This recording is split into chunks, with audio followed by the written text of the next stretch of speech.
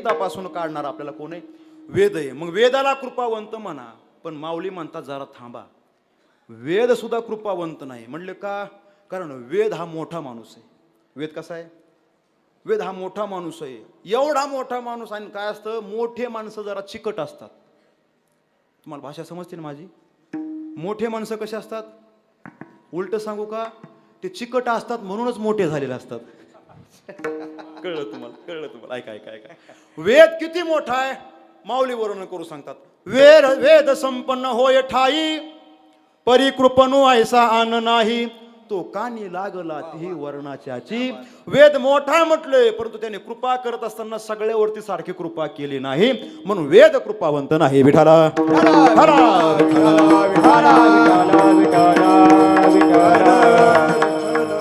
माय बाप कृपावंत.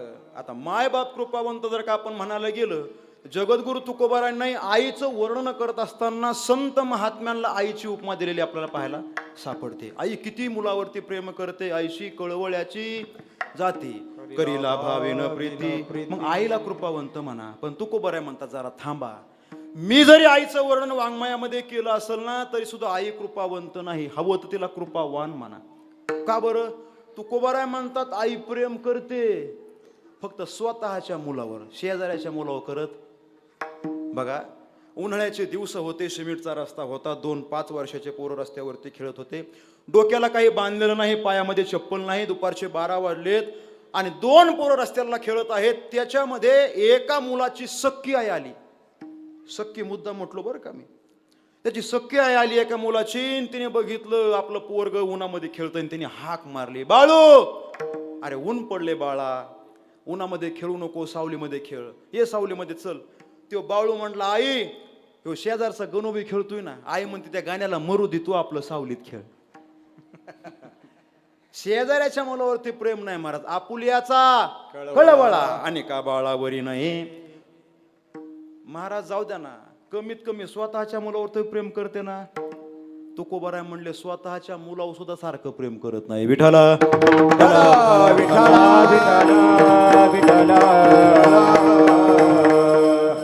कल्पना करा, लक्ष दे नाही का. एखाद्या माता मौलीला 2 मुलं असतात. किती असतात?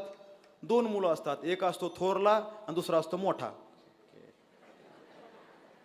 म्हणजे जागे तुम्ही, आणखीन बी तुम्हाला जेवणाची इच्छा आहे. काय एक मोठा एक छोटा, 2 मुलं असतात. 2 मुलं असतात. सगळ्यांना माझा प्रश्न आहे, जेवढ्यांना आवाज जातो तेवढ्यांना फक्त उत्तर जरा जबाबदारीने द्या. मला सांगा, सगळ्यात जास्त प्रेम आई कुठल्या मुलावर करते? हा, मोठं सुद्धा कीर्तनाला आलंय बरं का. हो, मग घरी गेल्यावर काय परिणाम होतील ते फक्त माझ्याकडे परत येऊ नका, माझ्याकडे येऊ नका. आपल्याला उत्तर देता येत आहे का? लोक म्हणतील महाराज जाऊ द्या ना, 2ही तिचेच मुलं आहेत ना महाराज, 2हीवर तिचे तर सारखंच प्रेम असेल ना, कारण ती आई. बरोबर आहे का नाही साहेब? दोघांवरती सुद्धा सारखं प्रेम करते. तुमचं म्हणणं आहे, पण तुकोबारायचं म्हणणं आहे दोघांवर सारखं प्रेम करीत नाही. काय झालं, एका आईला 2 मुलं होते. एकाचं वय वर्ष 3, एकाचं वय वर्ष 5. खेळून घरामध्ये आले, आई थोडीशी कामामध्ये होती आणि दोघांनीही हाक मारली, आई ग, पोटामध्ये भूक लागली, काहीतरी खाण्याकरता आणून दे. आईने सगळी कामं बाजूला सारली, 2 प्लेट घेतल्या, त्याच्यामध्ये भाकरी चुरली, त्याच्यामध्ये थोडंसं दूध टाकलं, त्याच्यामध्ये साखर टाकायची का? टाकायची ना? नाही, डायबिटीज वगैरे नाही कोणाला विचारलं. साखर टाकली आणि 2 प्लेट सुंदर अशा प्रकारच्या त्या दोन्ही पोराच्या समोर सरकून दिल्या आणि पोरांना सांगितलं, बाळांनो जेवा. मोठं पोरग म्हणलं, आई आज मला तुझ्याच हाताने जेवण करायचंय. आणि ह्या मोठ्याचं बघून बारकं सुद्धा म्हणलं, आई मला तुझ्याच हाताने जेवण लायते. जमलं ना? कारण मी बारका आहे, जमत असते. ऐका. आणि मग आईने सांगितलं, बाळांनो भरपूर काम आहेत रे, मला तुम्हाला जेव घालायला वेळ नाही, एक काम करा, तुम्ही तुमच्या हाताने जेवा. मुलाने सांगितलं तुझ्याच हाताने जेवण करायचे. आई जवळ बसले मोठ्या मुलाच्या, त्याला जवळ घेतलं आणि त्याला सांगितलं, अरे बाळू तू किती हुशार आहेस, तू किती मोठा झालास, तू कसा शाळेमध्ये जातो, तू कशा कविता म्हणतो, तू कशा गवळणी म्हणतो, पाण्याला जाते म्हणतो, पाणी घेऊन येते म्हणतो. ऐका नाही, ते सगळे गवळणी तुला पाठ आहेत म्हणले, मस्त गोड गोड कविता म्हणतो, तू मोठा झालास, तू आता लहान राहिलेला नाहीस, तुला कसं हाताने खाता येते. आणि त्याला मोठेपणाचा अभिमान त्याच्या मनामध्ये जागा केला आणि मोठ्या पोराला स्वतःच्या हाताने काला खायला लावला. आणि त्याला सुद्धा असं वाटलं मी मोठा झालोय. त्याला काय वाटलं, मोठा झालो आणि त्या हाताने काला खायला लागलं. आता बारक्याचा नंबर.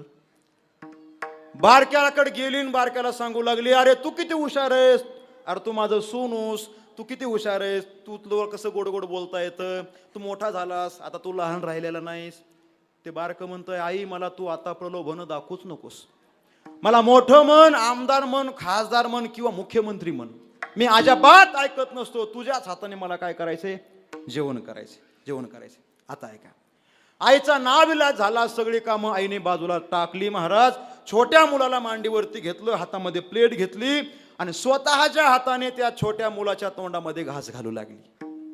आता ऐका ना, हे बघितलं मोठ्याने, मोठं ते जेवणार त्याने बघितलं आणि ते म्हणू लागलं, आई हे अजिबात बरोबर नाही, दिस इज नॉट फेअर, हे अजिबात बरोबर नाही. आई म्हणली, काय झालं? म्हणजे त्याला काला खाऊ घालतेस आणि मला हाताने खायला होतेस का, मला सुद्धा तुझ्या हाताने जेवण करायचंय. आता आईला राग आला. आईने काय केलं, हात वरती केला, हातामधल्या बांगड्या मागं सारल्या. तिच्या हातामध्ये बांगड्या होत्या, शपथ होत्या, बांगड्या मागं सारल्या आणि त्या मोठ्याला सांगितलं, बाळा खातो का नाही बघ, वरी करी सत्ता शहानिया, हो वरी करी सत्ता शहानिया, हो वरी करी सत्ता शहानिया, वरी करी सत्ता शहानिया.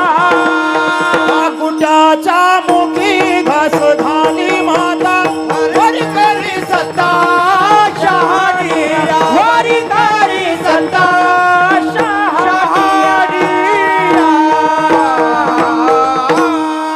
कुट्याच्या मुखी घास घाली माता आणि वरी करी सत्ता शहानिया. छोट्या मुलाच्या तोंडामध्ये घास आहे आणि मोठ्या मुलाच्या तोंडामध्ये चापट आहे. तुकोबाराय म्हणतात, आहो ते दोन्ही तिचेच मुलं आहे, दोन्ही उभयता आपणची व्याली, परंतु आवडी ती चाली भिन्न भिन्न. दोघांवरती प्रेम करण्याची पद्धतीची वेगळी. महाराज म्हणून तुकोबाराय म्हणतात, आईला कृपावान म्हणा, त्याला कृपावंत म्हणता येणार नाही. विठाला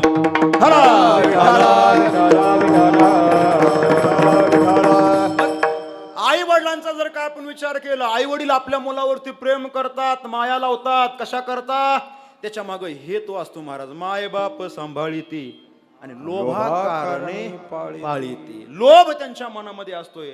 आपण यांना चांगलं शिकवलं, आपण यांना चांगलं घडवलं, आपण यांना चांगलं सांभाळलं, तर हे पोरं म्हातारपणाला आपल्याला चांगलं. बोला की असंच असतं ना? तुमच्या भागात असंच आहे का? असंच आहे तुमच्या भागामध्ये? नक्की सांगा, विचारलेलं बरं असतंय. तुमच्या भागामध्ये लेकीच्या नवऱ्याला काय म्हणतात, आपल्या मुलीच्या नवऱ्याला काय म्हणतात? जरा जोरात बोला. आमच्याकडे हलकट म्हणतात. म्हणून विचारलेलं बरं. विठ्ठल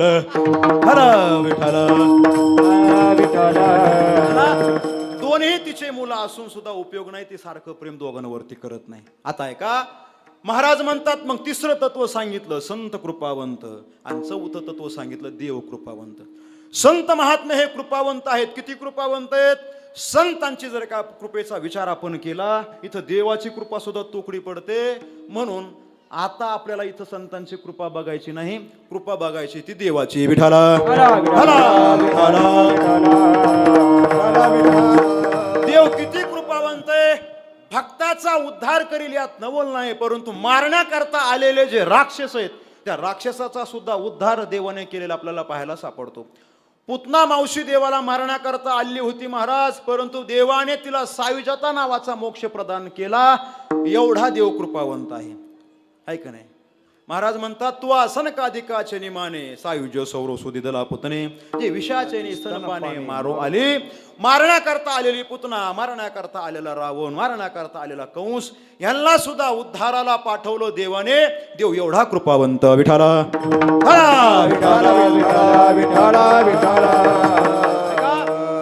देवाची कृपा आपल्याला आणखी समजली. महाराज मला सांगा, 4-5 वर्षापूर्वी एक महामारी आली होती. काय नाव? कोरोना नावाची महामारी. प्रामाणिकपणे सांगा महाराज, किती माणसं त्याच्यामध्ये मेले, त्या कोरोनामध्ये किती माणसं मेले. देवाची कृपा होती म्हणून आपण इथपर्यंत कीर्तनामध्ये आलो, वाचून आलो. येथवरी आणि उरले ते हरी तुम्हा समोर. पण मला सांगा, मंडपामध्ये जेवढेही माणसं बसलेत, बसलेल्या पैकी एक तरी माणूस त्याच्यामध्ये मेलाय का? आणि हात वरती करा, मी त्याला 10 लाख रुपये देतो. नाही ना, मग ही देवाची कृपा आहे ना महाराज. विठ्ठल विठ्ठल विठ्ठल विठ्ठल. म्हणून महाराज म्हणतात देव अतिशय कृपावंत आहे. किती कृपावंत? तुकोबाराय म्हणतात दीन बहु आवडती. दीन भक्त त्याला अतिशय आवडतात. आता भक्ताचे 4 प्रकार आपल्याला पाहायला सापडतात. भगवान परमात्मा गीतेमध्ये वर्णन करतात. चतुर्विधा भजन्ते माम जना सुकृतोर्जनो अर्थो जिज्ञासु अर्थार्थी ज्ञानी च भरतर्षभ. मग हे 4 भक्त वेगळे आणि हा दीन भक्त वेगळा. 4 भक्ताचा जर का आपण विचार केला तर महाराज माऊलीने वर्णन केलंय काय? अर्थ तो अर्थाचेनी व्याजे, जिज्ञासु तो जाणावया लागे भजे. ज्ञानी भक्ताचा जर का आपण विचार केला सज्ञानाचे झोंबे कंठी नाना संकटे. अहंकारी जे भक्ताला देव जवळ करत नाही. मग देवाला भक्त आवडतो कोणचा? तो दीन भक्त आवडतो. दीन म्हणजे कोणचा? जो लहान होऊन राहतो तो दीन. बघा, दीन हा शब्द व्यवहारामध्ये जर आपण बघितला, व्यवहारामध्ये दीन कोणाला म्हणतो आपण? ज्याच्याकडे काहीच नाही, ज्याच्याकडे घर गाडी बंगला नोकर चाकर काहीच नाही महाराज, अतिशय मोकळा येतो. म्हणजे ज्याच्याकडे काहीच नाही त्याला काय म्हणतो व्यवहारामध्ये? आपण दीन म्हणतो. जाऊ द्यानं म्हणतात. त्या दिनाच्या कुठं नादाला लागतात? आता ऐका, परमार्थामधला दिन सुद्धा असाच आहे महाराज. परमार्थातला दिन कसा आहे? त्याच्याकडे सुद्धा काहीच नाही. काहीच नाही म्हणजे त्याच्याकडे काम नाही, क्रोध नाही, लोभ नाही, मत्सर नाही, दंभ नाही आणि अहंकार नाही. षडविकारापासून जो लांब आहे तो खऱ्या अर्थाने परमार्थामधला दीन आहे. आणि असा दीन भक्त देवाला अतिशय आवडतो. दीन बहु आवडती. म्हणून बघा, मग असं उदाहरण तुम्ही आठवा. दाकुट्याच्या मुखी घास घाली माता. छोट्याच्या मुखामध्ये घास काय नाही घातला? कारण तो लहान झाला. व्यवहारामध्ये किंवा परमार्थामध्ये लय मोठेपणा मिरून चालत नाही महाराज. लोक किंमत देत नाहीत. तुम्ही ऐकता ना कीर्तन? कीर्तन ऐक, लक्ष देतो तुमच्या. एखादा जर काय माणूस स्वतःच मोठेपण व्यवहारामध्ये जास्त सांगायला लागला, लोक म्हणतात त्याच्याकडे भरपूर आहे हो, पण त्याच्याकडे विनयच नाही, अहंकारीच भरपूर आहे म्हटले. ऐक ना, म्हणून अहंकारी माणूस परमार्थामध्ये चालत नाही आणि व्यवहारामध्ये सुद्धा चालत नाही. मग तुकोबारायचा एक फार गोड अभंग आहे. लहानपण देगा देवा, लहानपण देगा देवा, लहानपण देगा देवा, लहानपण देगा देवा. मुंगी साखरेचा रवा, मुंगी साखरेचा रवा, लहानपण देगा देवा, लहानपण देगा देवा, देगा देवा. लहानपण देगा देवा आणि मुंगी साखरेचा रवा. महाराज म्हणतात तुका म्हणे जाण व्हावे लहानाहुनी लहान. तुका म्हणे जाण व्हावे लहानाहुनी लहान. लहानपण देगा देवा, मुंगी साखरेचा रवा. लहान झालं पाहिजे. अहंकारी भक्त देवाला आवडत नाही. माझ्याकडे लक्ष द्या. विठाला विठाला विठाला विठाला विठाला विठाला. महाराज म्हणतात अहंकार कुणीही करू द्या, देवाच्या घरातल्या सदस्याने करू द्या, देव सहन करत नाही. बापाने करू द्या, भावाने करू द्या, नाही बायकोने करू द्या. बायकोने जरी अहंकार केला तरी देव सहन करत नाही. बघा प्रसंग लक्षात घ्या. ज्यावेळेस समुद्र मंथन झालं होतं, समुद्र मंथन, त्या समुद्र मंथनामधून 14 प्रकारचे रत्न बाहेर निघले होते. काय काय होतं त्याच्यामध्ये? लक्ष देणं आहे का? लक्ष्मी कौस्तुभ पारिजातक सुरा, धन्वंतरी चंद्रमा.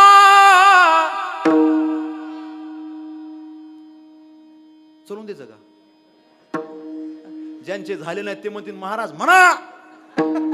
ज्यांचे झाले ते कानात बोट घालीत असतील. 14 प्रकारचे रत्न बाहेर निघले महाराज. आणि त्याच्यामध्ये रत्न निघलं ते लक्ष्मी नावाचं. काय? लक्ष्मी नावाचं रत्न बाहेर निघलं. आता ऐका, हे सगळे बाकीचे ते 13 रत्न होते ते सगळ्यांना वाटून टाकले, आहे का नाही? अमृत पिण्याकरता दिलं देवांना. दारू निघली होती ती कोणाला दिली? दारू कोणाला दिली प्यायला? राक्षसांना, दानवांना. म्हणजे दारू पिणारे आपल्या गावातले सोडून फक्त, आहे का नाही? सगळे रत्न वाटून टाकले महाराज. लक्ष्मी म्हणू लागली मी चेत नाही. मी कशी? मी चेत नाही. मला माझ्या मनावरती राहिलं कोणाच्या गळ्यामध्ये वरमाला घालायची. मग काय करायचं? काय न म्हटले मोठाच्या मोठा मंडप बोलवा, अतिशय गोड अशी आमच्या केशवभाऊंची संसृष्टी बोलवा आणि सगळ्या देशोदिवशीच्या राजे महाराजांना सगळ्यांना आमंत्रण द्या.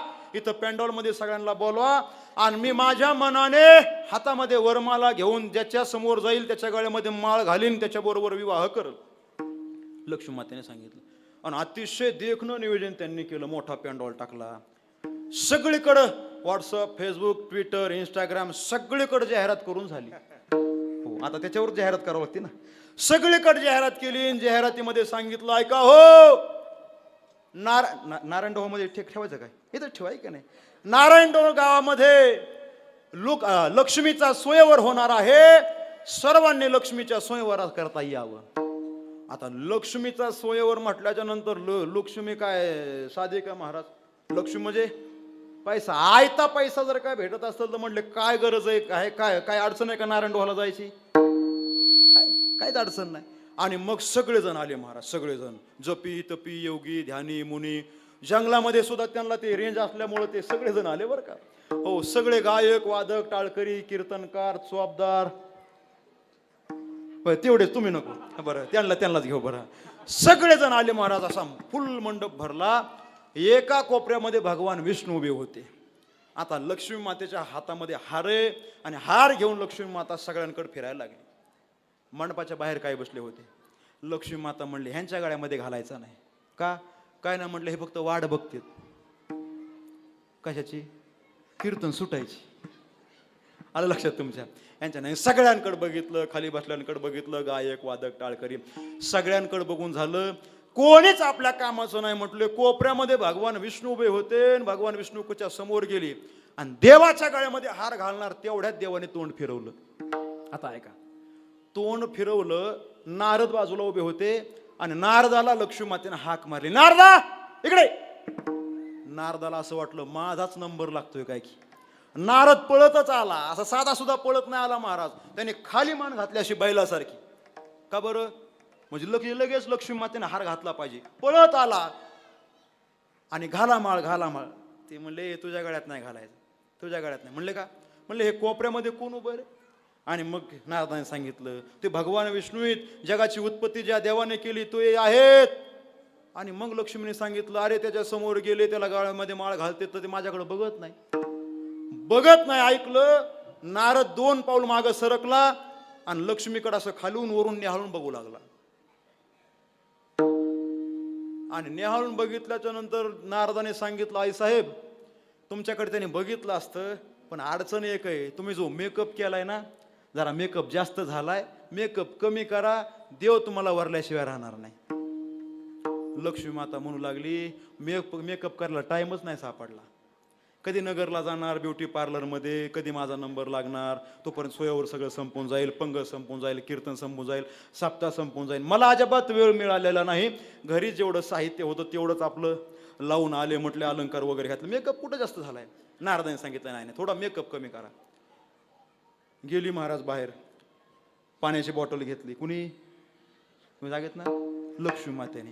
आणि त्या पाण्याने आपलं तोंड धुवू लागले. तोंड धुतलं आणि परत आली. देवाच्या समोर गेली, हार गळ्यामध्ये घालणार. देवाने पुन्हा तोंड फिरवलं. परत लक्ष्मी माता नारदाकडे आली. नारदाला सांगितलं बघ तू सांगितलं मेकअप जास्त झाला आणि मी तोंड धुवून सुद्धा आले सुद्धा तरी सुद्धा ते तिकडे तोंड फिरवतंय, अडचण काय? पुन्हा एकदा हळून बघितलं. नारदाने सांगितलं आई साहेब मेकअप जरा जास्त झालाय. नेमका कोणचा मेकअप जास्त झालाय? अलंकार काढले सगळे गळ्यामधले. परत देवाकडे गेली, पुन्हा तोंड फिरवलं. परत नारदाच्या जवळ आली आणि म्हणले नारद्या अरे ह्याच्या नादामध्ये बाकीचे गिरायक जायचे निघून म्हणले.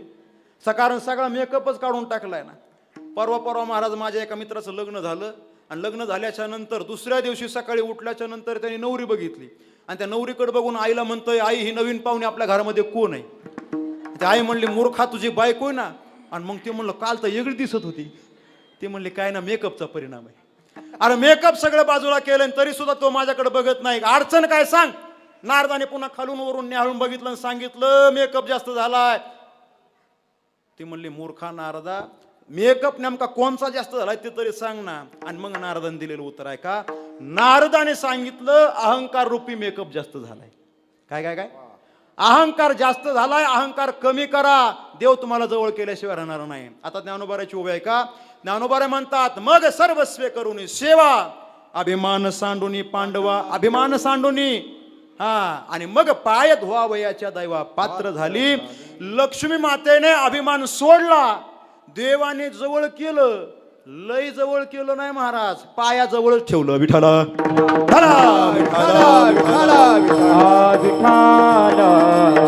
कारण देवाला माहिती होतं, हिला जर का जास्त जवळ केलं की परत हिला अभिमान निर्माण होईल, म्हणून पायाजवळ लक्ष्मीला ठेवलं. मला मुद्दा सांगायचा आहे, अभिमानी भक्त देवाला अजिबात आवडत. तिला मात्र जरी होया अभिमान, मेरुत्तु समान भार देवा, मेरुत्तु समान भार देवा. तिला जरी अभिमान, मेरुत्तु समान भार देवा, मेरुत्तु समान भार देवा. दीन भक्त परमात्म्याला अतिशय आवडतात. दीन बहु आवडती, किती आवडतात? तुकोबाराय म्हणतात, त्या दीन भक्ता करता देव काहीही करण्याकरता तयार होतो. काय करतो? त्यांचा भार डोक्यावर, त्यांचा भार वाहे माता, त्यांचा भार वाहे माता, त्यांचा भार वाहे माता, त्यांचा भार वाहे माता.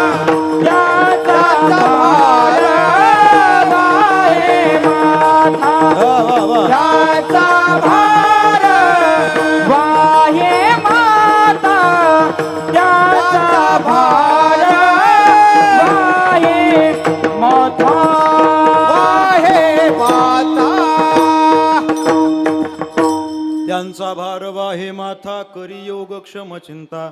दोन प्रकारचा भार प्रत्येक भक्ताच्या जीवनामध्ये असतो. पहिला भार सांगितला भुक्तीचा आणि दुसरा भार सांगितला मुक्तीचा.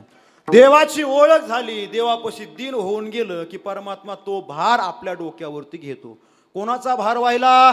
अनेक उदाहरण आपल्याला पाहायला सापडतात. उच नीच काही नेने भगवंत दिष्टी, ज्यांच्या दरबारामध्ये आपण आज कीर्तनाची सेवा करतो ना, त्या देवाचा सुद्धा भार परमात्म्याने आपल्या डोक्यावरती व्हायला पाहायला सापडतो.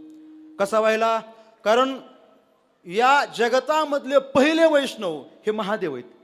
एका जनार्दनी वैष्णव शिरोमणी महादेव. काय झालं? विश्वमाऊली ज्ञानेश्वर महाराजांचा पालखी सोहळा निघाला आणि मग कैलास पर्वतावरती भगवान शंकराने आपली पडसी पिशवी पताका घेऊन निघण्याकरता निघाले वारीला.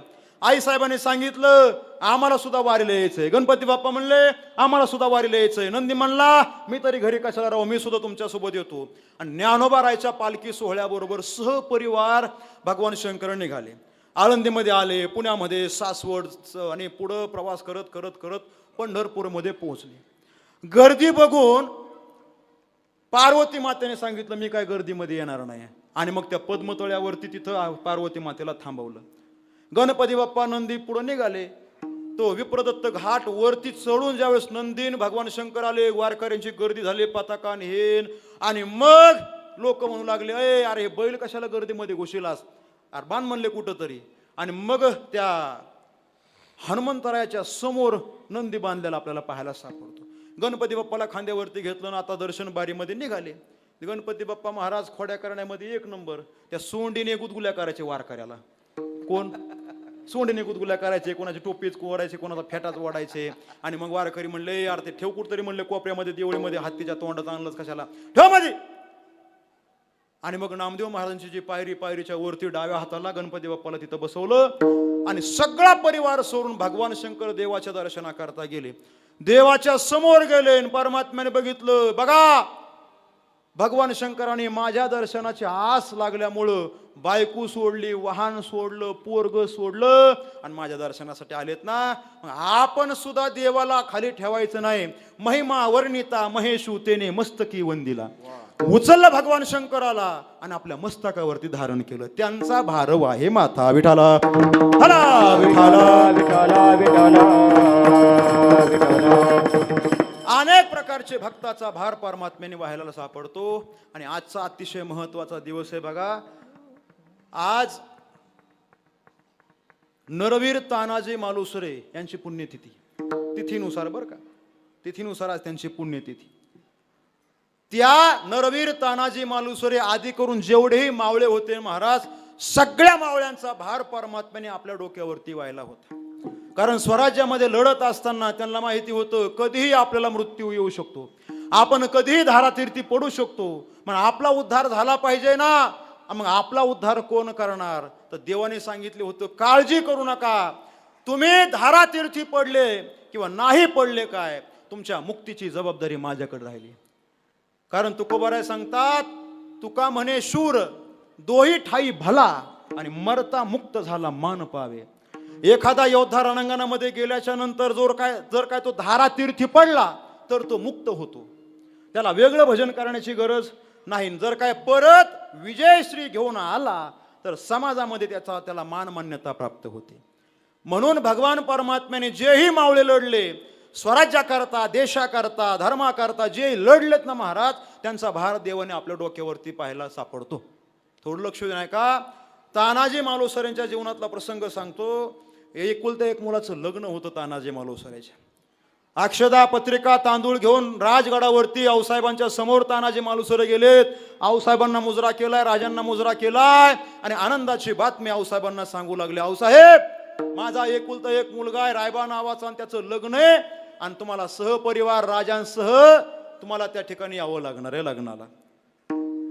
राजांनी सांगितलं, तानाजी तुझ्या मुलाच्या लग्नाला मी आलो असतो, पण अडचण असे, समोर जो कोंढाणा किल्ला दिसतोय ना, तो कोंढाणा किल्ला मला सर करायचा आहे. आपलाच कोंढाणा आहे, पण त्या पुरंदरच्या तहामध्ये तो कोंढाणा त्यांना द्यावा लागला पाहिजे. तो कोंढाणा काळजी करू नको.